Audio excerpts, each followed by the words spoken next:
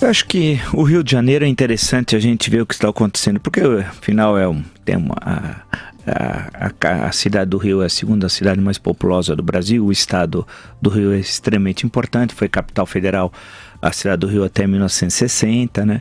E a situação econômica do Rio, acho que ela é exemplar para ver o caos da administração pública.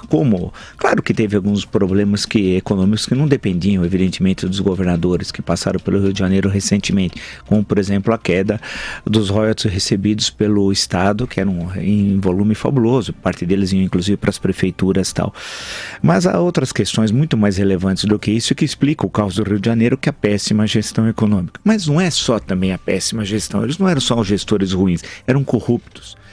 Se tem problemas da gestão Garotinho, que depois foi sucedido pela Rosinha, brincadeira, o Rio já passou por cada uma, a esposa do Garotinho, mas a gestão Sérgio Cabral, eleito e reeleito governador do Rio, foi desastrosa. O envolvimento dele com a Delta, construiu a Delta, que de uma hora para outra se transformou numa das maiores construtoras do Brasil.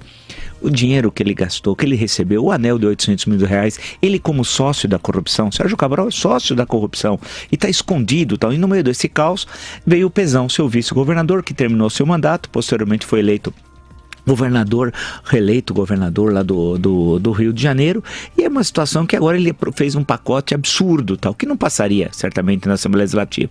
Teve uma série de protestos, agora ele veio com uma nova proposta, que é o chamado Plano B, que ele prevê teto de 15 mil reais para aposentados e uma série de mudanças do pacote original que ele tinha encaminhado à Assembleia Legislativa. A grande questão é que a matemática é matemática, não tem jeito, não dá, o Estado do Rio faliu, não tem condições, não só de honrar a folha de pagamento dos seus funcionários, como para fazer os gastos de custeio, por simples manutenção da máquina estatal e muito menos os recursos para investimento. Agora, como é possível estar ocorrendo tudo isso, que agora isso aflorou de forma evidente, claro, quando recentemente, 3 meses atrás, teve a Olimpíada no Rio de Janeiro e foi dito que ela foi um êxito, um sucesso. E aí, a parte dos recursos, sabemos, veio do governo federal, teve a participação da prefeitura, evidentemente, mas e aí, não teve planejamento nenhum, como é que foi possível chegar a uma situação dessa?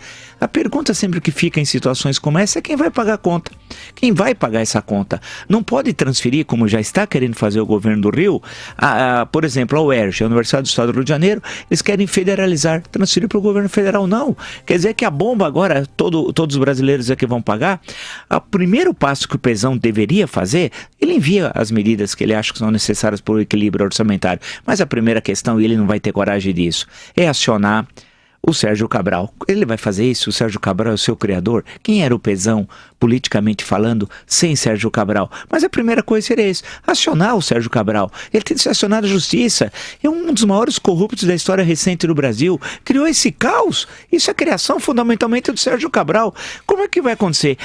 Não vamos esquecer que foi a Paris, num restaurante que no mínimo é 10 mil reais por cabeça que se gasta. Aquele que dançou com guardanapo, fez aquela palhaçada, o que recebeu o anel de 800 mil reais.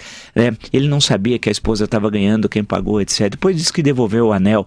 É um sujeito sem caráter, corrupto. Em qualquer país ele estaria condenado a 30 anos de prisão. Na verdade, se tivesse prisão perpétua para corrupto, Sérgio Cabral seria um dos primeiros nessa fila dos que estão vivos agora. E a questão é o seguinte, o que vai acontecer no Rio de Janeiro? Quem é que vai pagar a conta?